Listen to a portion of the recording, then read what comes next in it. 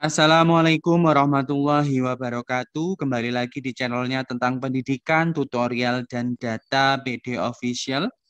Kali ini PD Official akan memberikan penjelasan mengenai cara melakukan pengajuan NUPTK dan cara melihat status pengajuan. Namun sebelum saya jelaskan, bantu untuk mengembangkan PD Official dengan cara subscribe, like, komen, dan share. Bapak, Ibu Guru, di sini saya berikan penjelasan mengenai apa itu NUPTK. Pada lamannya gtk.data.kemdikbud.go.id/home/definisi, dijelaskan bahwasanya NUPTK merupakan sebuah nomor identitas yang resmi guna keperluan identifikasi dalam berbagai pelaksanaan program dan kegiatan yang nantinya berkaitan dengan pendidikan dalam rangka peningkatan mutu guru dan tenaga kependidikan. NUPTK ini bersifat unik dan tetap yang terdiri dari 16 angka. NUPTK yang dimiliki oleh seorang guru tidak akan berubah meskipun guru tersebut telah berpindah mengajar, perubahan riwayat, status kepegawaian, dan atau terjadi perubahan data lainnya. Selanjutnya, GTK yang belum memiliki NUPTK dapat melakukan pengajuan dengan secara sistem maksud saya. Bagaimana caranya? Nanti yang pertama, GTK akan mengusulkan NUPTK melalui operator Dapodik. Jika sudah dilakukan pengajuan, maka selanjutnya persyaratan akan dikirim ke Dinas Pendidikan Kabupaten setempat melalui sistem yaitu aplikasi Verval GTK untuk diverifikasi. Setelah lolos verifikasi oleh Disdik, selanjutnya secara sistem akan diverifikasi oleh LPMP. Jika LPMP menyetujui atau hasil verifikasinya lolos, maka selanjutnya PDSPK akan menerbitkan NUPTK bagi GTK tersebut. Artinya, untuk pengajuan NUPTK ini 3 proses. Yang pertama, operator mengajukan. Yang kedua, Disdik akan melakukan verifikasi. Yang ketiga, LPMP akan melakukan verifikasi. Sedangkan yang terakhir, nanti tinggal mengecek atau melihat PDSPK apakah sudah melakukan penerbitan NUPTK. Oke, lalu bagaimana cara melakukan pengajuan dan melihat status pengajuan NUPTK? Bapak Ibu silakan masuk di laman Google Chrome, setelah itu ketikkan saja Verval PTK. Setelah itu Bapak Ibu pilih saja yang vervalptk.data.kemdikbud.go.id. Maka nanti akan masuk di bagian depannya, mohon maaf, pada bagian Kemdikbud login, klik login. Setelah itu, Bapak Ibu nanti akan masuk di berandanya verval.ptk.data.kemdikbud.go.id/verval/site/index. Di sini ada menu data PTK, verval PTK, tukar NUPTK, nonaktif NUPTK, perbaikan arsip dan identitas, serta dokumentasi. Sesuai dengan judul saya yang di awal bahwasanya kita akan membahas cara melakukan pengajuan serta melihat status pengajuan NUPTK. Oke, maka selanjutnya Bapak Ibu silakan klik yang pengajuan NUPTK. Di sini Bapak Ibu ada daftar calon yang dapat melakukan pengajuan NUPTK, yaitu Bapak Ibu bisa lihat yaitu sebanyak 15 item. Saya contohkan, saya ambil satu contoh saja di halaman kedua. Miliknya Vina Octavia, saya klik yang ajukan NUPTK. Maka Bapak Ibu di sini silahkan nanti operator sekolahnya berkomunikasi atau melanjutkan informasinya ke PTK yang bersangkutan untuk melakukan pengajuan NUPTK, di mana syarat yang harus dilengkapi ialah yang pertama SK pengangkatan dan penugasan dengan file PDF maksimal 2 MB, yang kedua KTP maksimal 1 MB, ijazah SD maksimal 1 MB, ijazah SMP 1 MB, SMA 1 MB, dan S1 maupun D4 1 MB. Jika seluruh datanya sudah dilengkapi, maka selanjutnya klik saja tombol ajukan.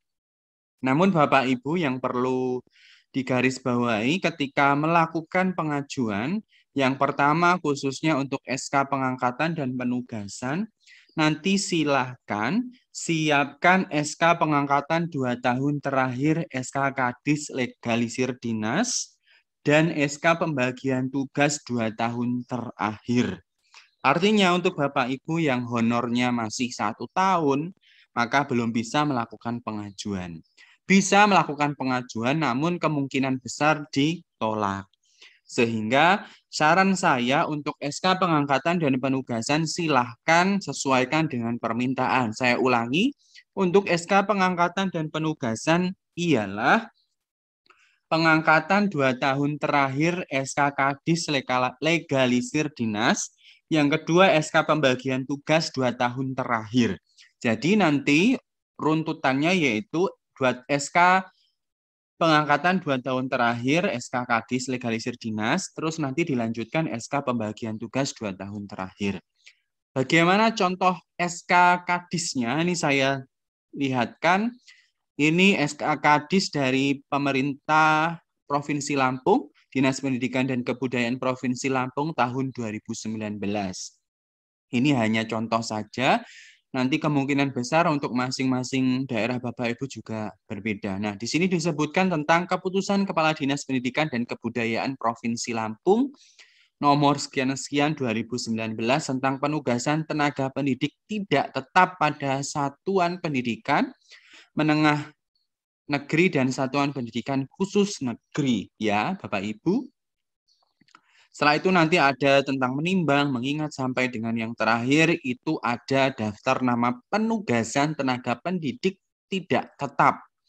Jadi nanti silahkan Bapak Ibu cari ataupun miliki SK ini sehingga nanti bisa melakukan pengajuan NUPTK.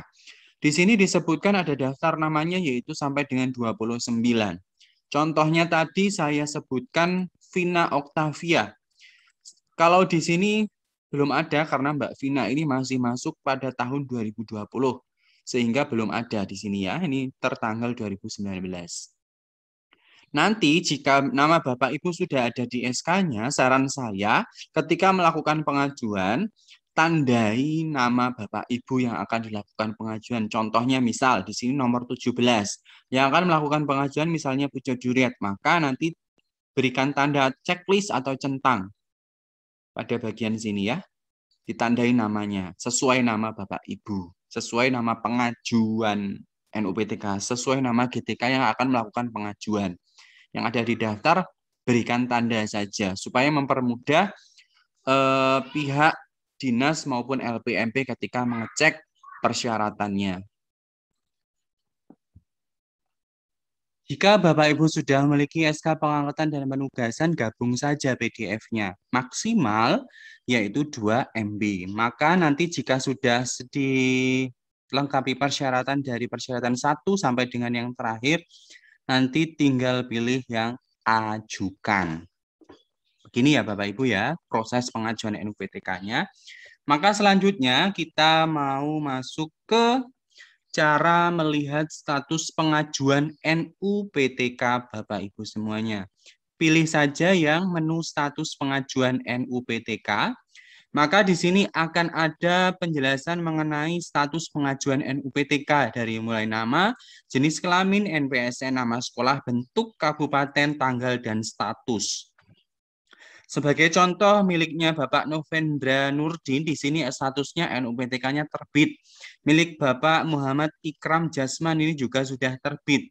Terus di sini ada miliknya Denny Widianto, Bapak Denny Widianto statusnya ditolak. Ditolak karena apa? Nanti silakan Bapak Ibu cek. Di sini saya klik, maka ada keterangannya bahwasanya Bapak Denny Widianto belum mengupload SK pengangkatan 2 tahun terakhir, yaitu SK Kadis Legalisir Dinas, dan yang kedua SK pembagian tugas 2 tahun terakhir. Sehingga dari sini Bapak Ibu bisa mengetahui apa saja yang perlu dilengkapi ketika melakukan pengajuan NUPTK. Jika datanya tidak lengkap, apa bisa melakukan pengajuan? Bisa, tapi tidak menjamin statusnya itu lolos atau NUPTK-nya terbit. Sebagai contoh ini tadi, bisa melakukan pengajuan, tapi ternyata SK-nya belum lengkap, yaitu SK yang bisa dilihat Bapak Ibu pada layar ya. SK pengangkatan 2 tahun terakhir, SK Kadis legalisasi dinas, dan SK pembagian tugas 2 tahun terakhir. Jadi seperti itu Bapak Ibu cara melakukan pengajuan NUPTK dan cara melihat status pengajuan NUPTK. Ketika melakukan pengajuan, lengkapi datanya. Jika ijazah ya usahakan ijazahnya legalisir atau ijazah asli yang dilampirkan. Oke, demikian penjelasan dari saya. Mudah-mudahan dapat dipahami dan dimengerti oleh Bapak Ibu calon yang akan mengajukan NUPTK. Sebelum saya tutup, saya ingatkan jangan lupa tinggalkan komentar, subscribe, like, and share PD Official, channelnya tentang pendidikan, tutorial, dan data. Saya tutup. Assalamualaikum warahmatullahi wabarakatuh.